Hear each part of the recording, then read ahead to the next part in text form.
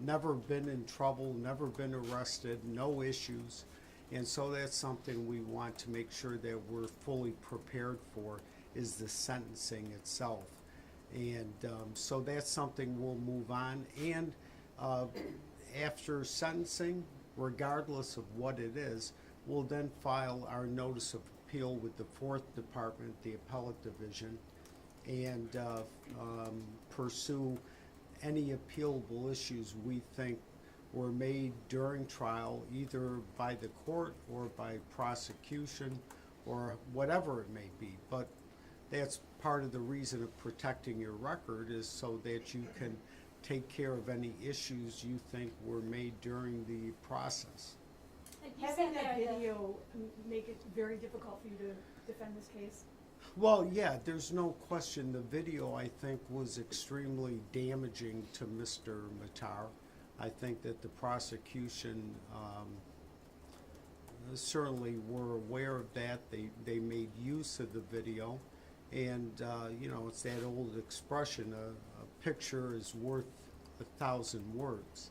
And so certainly it's sometimes difficult to overcome the emotions that are, either one, the emotions that are generated by any video or photograph, that in and of itself can be emotional for a juror.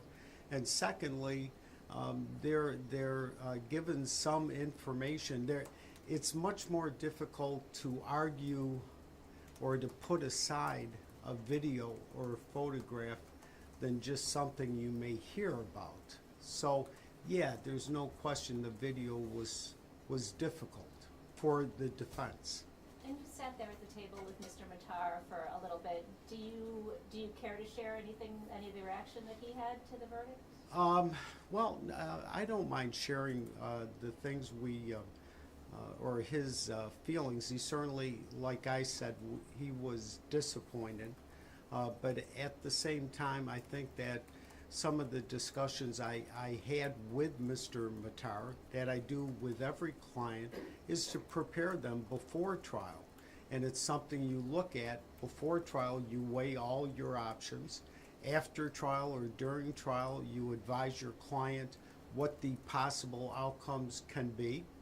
And you also discuss with your client any options that he has available to him, depending on what the verdict may be. In this situation, it was a guilty verdict, so certainly I discussed with him previously on a number of occasions the appeal process and what we hope to achieve during the appeal itself.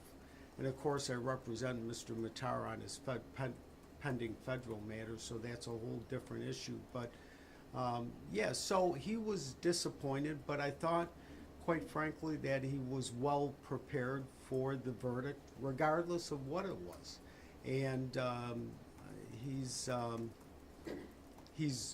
been completely receptive to anything we talked to him about and explained to him, and he's been understanding of things. So yeah, I had no issues with Mr. Matar, and we're prepared to go ahead with working on our sentencing memorandums now. With your grounds for appeal, which you discussed yesterday, you're feeling again that this should have been a charge of assault or not attempted murder. Will you still pursue that line of reasoning? Yeah, at this point we would. I think that, and again, I made an exception today to the jury instructions, indicating to the judge that we believe that should have been included as a lesser considered charge, the assault. And certainly that's one of what we believe to be several issues that are appealable issues. And what you may learn or may not learn is there's a number of appealable issues that can do a number of different things on appeal. It could either perhaps reverse a decision, a conviction in this case. It could send one back for reconsideration. The issue of sentencing could be an appealable issue. And certainly there were offers that were made prior to trial, depending on what the judge decides to do at the time of sentencing. could, of course, dictate or warrant an appealable issue regarding sentencing itself. So those are, yeah, there's a number of different things we're considering. We will address some issues on our post-trial motion that we'll submit within 30 days. And for example, that's asking the court to set aside the verdict as against the weight of the evidence, standard motions like that. Ned, do you have any timeline for the federal charges? No, we're just in the discovery process, so quite frankly, I think that we wouldn't be looking at any type of suppression hearings or motions until late spring. And Mr. Barone, again, yesterday you had said, if we could get you again today with everybody here, you were feeling that this charge of attempted murder was really very publicized and perhaps really, it was done because of the publicity, I believe you would say. Yeah, I agree with that, and I think, at least from my perspective and my opinion, I think that you had a alleged victim in this case that was very, very public. He's an individual that's well known, he's internationally known, and I think that in and of itself generated a great deal of publicity. And I've always said this, whether I'm right or I'm wrong, I think over the years, one thing that you'll see is that certain victims, whether they're actual victims or alleged victims, certain victims can warrant different attention on different cases. And I think, unfortunately, the notoriety of Mr. Rushdie certainly didn't help in how this case may have been presented. And we believe that it was overcharged. We believe that the indictment was excessive. We believe that it should have been a lesser charge than the attempted murder. Obviously, the jury felt differently. And of course, one thing I've always said is that the job of the juries in this country are very difficult. Nothing's easy, and this jury was no different. Look, as far as the jury's concerned, they worked hard at it. They spent a lot of time at it. They went through the selection process, and that's something you always have to recognize. Whether you agree with the jurors' decision or not, they worked hard at it, and that's something you always, I believe, should respect. But that doesn't mean I agree with it. Thank you. Thank you so much. Thank you, everyone. Thanks. Excuse me. Thank you very much. Best wishes.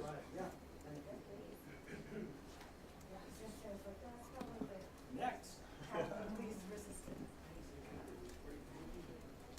Not going to be as smooth as Mr. Rowe. Not at all. Hang on, Jason. Hang on. Sure, take it on.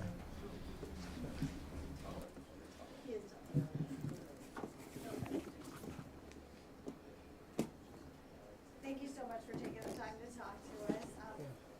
If everybody's ready, what are your thoughts on the verdict? Well, there's definitely an adrenaline dump, now that it's over.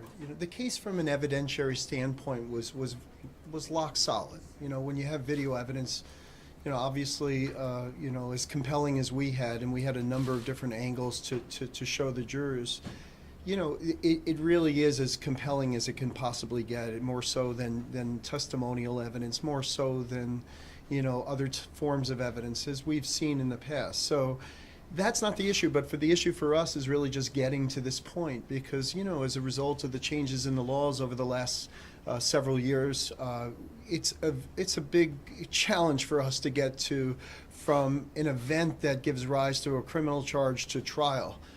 And when it came to this case, which was fully investigated by New York State Police and a number of other law enforcement agencies, the development of investigative materials just, it just kept expanding and expanding. And as a result, the materials then grew to a point where even here in our county, our existing case management system, which enables us to comply with our discovery laws, couldn't handle the amount of gigabytes that were generated from this. It was something like over 32,000 files. And if I look at each and every one of you, I would say that my office is probably about the size of all of us in this room. You know, can you imagine what we have to do, even setting aside 10,000 or so other criminal files that each have the same discovery obligations, you know, that our legislature in Albany has imposed upon the prosecution. We've had to live under that for the last 2.5 years.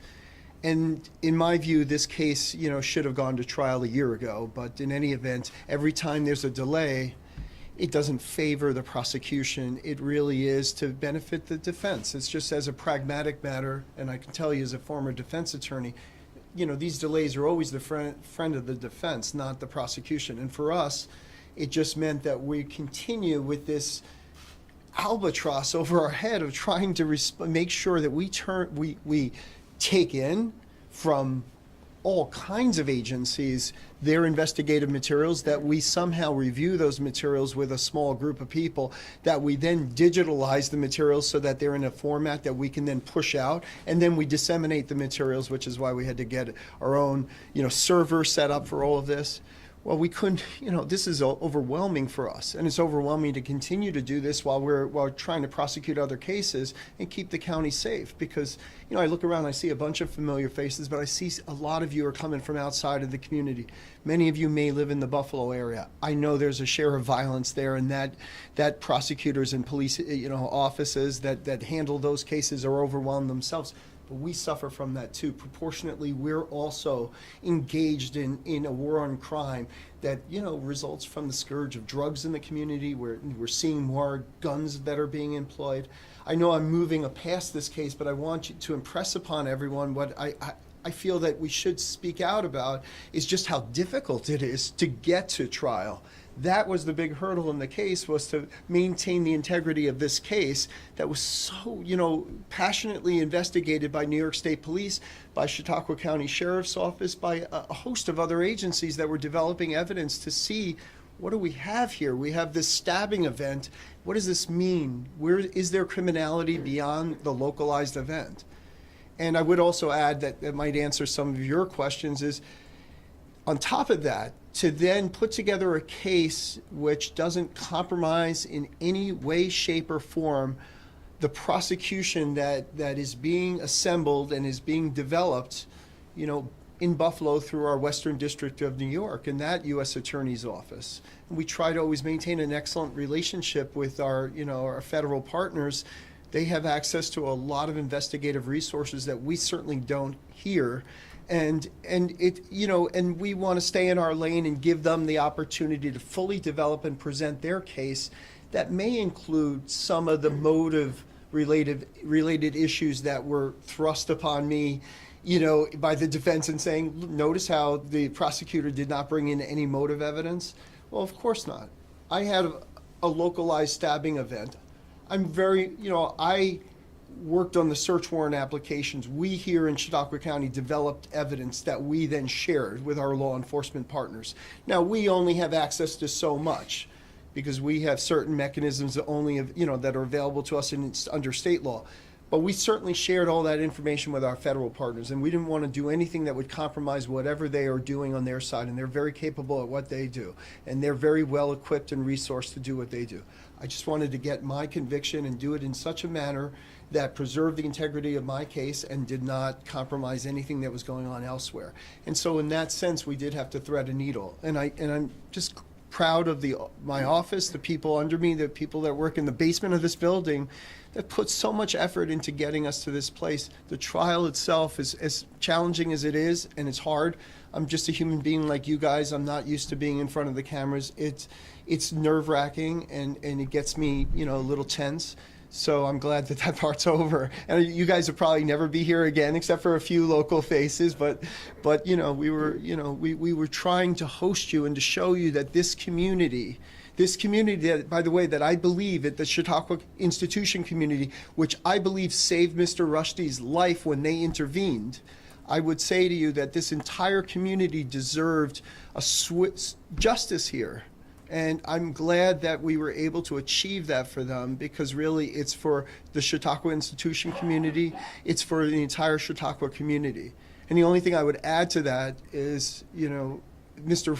Matar came into this community as a visitor, and really it's my job to make sure that he stays a resident of New York State for the next 25 years. And that's what I'm going to be focused on as we proceed to sentencing, recognizing that we're going to be met with challenges, and it's not over until we're done with the post-verdict challenges, until we're done with the appeals, and we'll just stay vigilant on all of this, because justice delayed is not justice denied. And I hope that 2.5 years later, Mr. Rushdie can get some satisfaction from this, poor Mr. Reese can get some satisfaction from this, and everybody else that was there at the institution that day that risked their lives to jump on stage. Anybody from New York City here? I'm from New York City. Try New York City. Okay, so sorry, I'm breaking down. Oh, two of you from New York City. Okay, well, I was on I traveled back and forth on the A train every single day. I worked through law school at night. Do you know how many events, what it's like to travel the train? How many times a knife was pulled out, somebody created violence, and everybody looks the other way. There's a sense of anonymity, right, in the sheer numbers of people when you're in a large municipal environment. We didn't have any of that. If you saw the videos, as soon as Mr. Rushdie was attacked, people came swarming on stage. And if you looked at the color of their hair, which I'm nearing into that, I'm proud to be part of that population, most of them appeared to be elderly. Most of them didn't seem to care about their personal safety. They are the ones that are the heroes here, members of the Chautauqua institution staff, members of the community that were there watching the lecture series when Mr. Matar decided to do what he decided to do. I'm sorry I'm so long-winded. Can you elaborate more on the sentencing? You mentioned Yeah. 25 years. Can you please give us a little more Yeah, on that? well, so the maximum on an attempted murder in the second degree is 25 years. Plus 5 years of post-release supervision, parole. The second count of the indictment, on which Mr. Matar was found guilty, assault in the second degree, that carries a 7-year sentence. The difficulty here is that the events, the injuries that were sustained between Mr. Rushdie and Mr. Reese were all entwined in a single occurrence. And so the law speaks to that as to whether you can obtain consecutive time, back-to-back sentences, which would have resulted to 32 years, or whether they must, under the law, run concurrently. And my analysis tells me that, and I always want to be fair here, that really the facts speak to a concurrent disposition. So I believe, even though the cumulative total is 32 years plus 5 years parole supervision, I think we're really looking at 25 plus 5. That's what I'll advocate for. I think that's appropriate here. Can you describe or talk about Mr. Rushdie's involvement in the preparation of this case? Has he been very involved or interested? Mr. Rushdie has been fully cooperative in all of our pretrial preparation meetings. Some of them were remote. As when he came into the community, I met with him personally. He has been very cooperative. He's been very respectful. He was very deferential, to us. Whatever we did. So I would say that he was a very as much as you could say that working with him to achieve this end result was I have no complaints. I was very happy with his engagement in the process. And can I just say one more thing about Mr. Rushdie? One of the things that really disturbs me is if you watch, for some of us that are older, at this point in our lives, when a fatwa issued in 1989, 30, 40 years later, Mr. Rushdie, in many respects, has become sort of a meme to people. They don't even recognize who he is, and they don't appreciate the significance of what has occurred to him. This is a 75-year-old man who was attacked from the back by a backstabbing individual who attacked him while he was on stage. We've already gone through the injuries. We're all familiar with those injuries. Let's not forget he's an elderly man, and he still to this day is experiencing significant difficulties, on his life because of this attack. And he could have died. He easily could have bled out on stage. I think you just answered question, but do you want to offer any response to Mr. Barone's comment? Maybe you heard it, he felt because of publicity this was overcharged. No, I don't. You guys were in the courtroom. Do you think it was overcharged? The issue really is you really have to look at. I would say what law enforcement does is they take what could potentially be a very chaotic event and try to find some type of order by establishing facts through evidence that they're collecting. And then once the facts are established and we have a handle on what happened here, what are we looking at, then we got to pause, evaluate, and make a decision here as to what's the appropriate charge. You know, what provisions of the penal law are implicated. So in any case such as this, you would look and try to figure out what's this individual's intent and look at the surrounding circumstances. I don't want to overcharge a case. I do have something more to say to that. You know, I don't want to keep going about it, but I will say that we then present proposed charges to a grand jury, which are just people like yourselves that come in with no knowledge, and you present them evidence and you read them applicable law, as the judge did here in this trial, and the jurors vote. Those grand jurors vote on the charges. Now, certainly, I'm reading them proposed charges, and I do that in good faith as an officer of the court, as an elected official, as somebody who has to, who has rules of ethics and professional conduct to comply with. I would never overcharge a case. What I think was problematic for the defense was my very, very, very limited plea bargaining in this case. And anybody who knows me knows that's how I operate. If you're going to come in and intentionally, try to kill somebody, yeah, I don't care how old you are. We live in a world where 15-year-olds are doing that. Mr. Matar is old enough to know what he did. He planned this, obviously there's some degree of premeditation in this. It speaks for itself. Mr. Matar, I feel that the charges are appropriate. I don't think there's any legs to that argument. I'm very comfortable opposing the argument that this case was overcharged. I just don't see that. So. Oh, can I just add one more thing? I just want to give you some insight. This is how I feel. I feel that sometimes these slam dunk cases. Oh, I keep doing that. I'm sorry. I hate podium. Sorry about that, guys. No. But the question arises as to, well, you have a case with video evidence. Let's characterize that. I'm just speaking generically as a slam dunk case.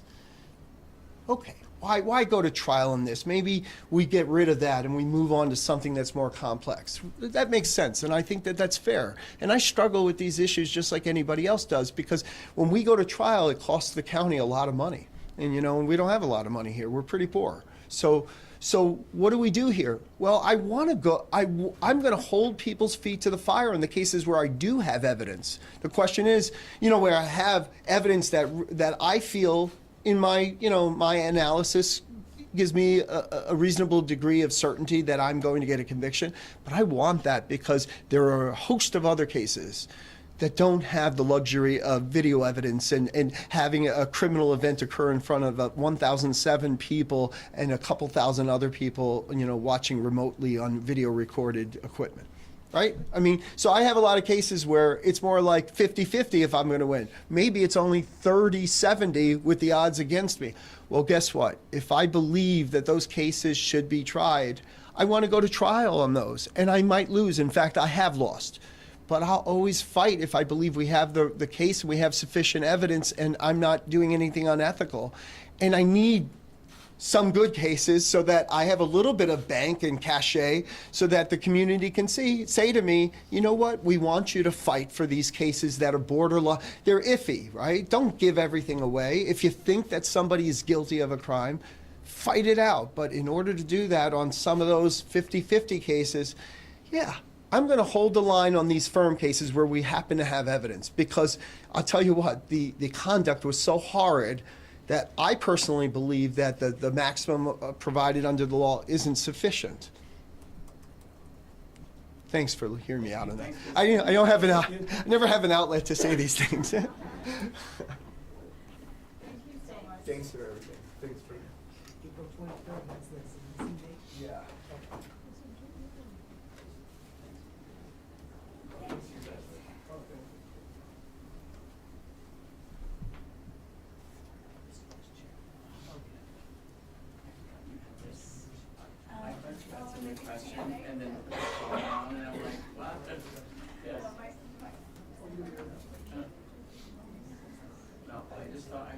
forgot this was yours. I felt like I said, you asked him a question, and then just put the phone down and started listening. I mean, honestly, fair with me, you never know. Oops. Like, you're not gonna film your question? Nah, I'm good. I'm gonna give that to everybody else.